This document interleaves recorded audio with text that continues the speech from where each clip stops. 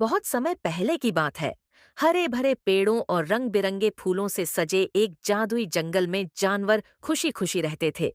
इस जंगल का राजा एक बुद्धिमान और न्यायप्रिय शेर था।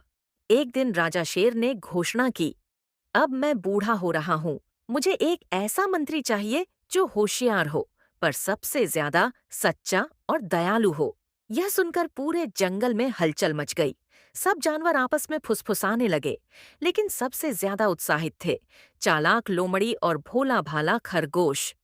लोमड़ी सोचने लगी, मैं तो सबसे चालाक हूँ, ये पद मेरा ही होना चाहिए। दूसरी ओर खरगोश सोच रहा था, अगर राजा को मेरी जरूरत है तो मैं कोशिश जरूर करूंगा।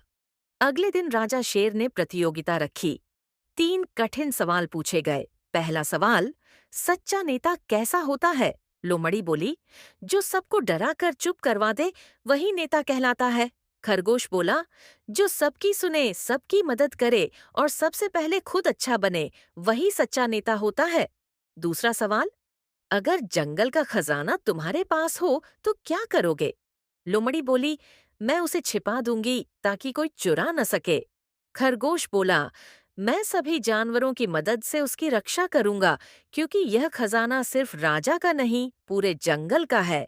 तीसरा सवाल, अगर तुम्हारा सबसे अच्छा दोस्त कोई गलती करे तो क्या करोगे?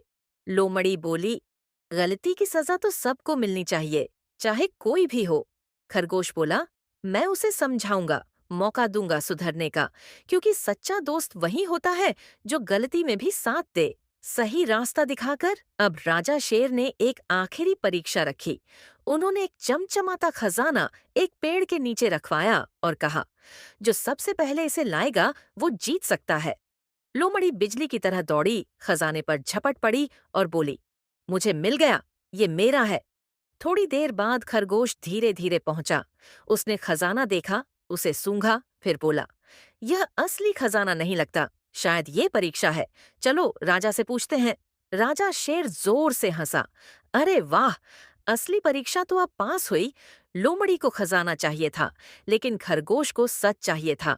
इसीलिए जंगल का नया मंत्री होगा खरगोश। पूरा जंगल तालियों से गूंज उठा। पक्षियों ने गीत गाया, हाथियों ने पैर पटके और मोरों ने नाच किया। लोमड़ी चुपचाप लौट गई और खरगोश ईमानदारी और करुणा से जंगल चलाने लगा। सच्चाई की राह आसान नहीं होती, पर अंत में वही जीतती है। चालाकी कुछ पल चमक सकती है, पर सच्चाई सदा रोशन रहती है।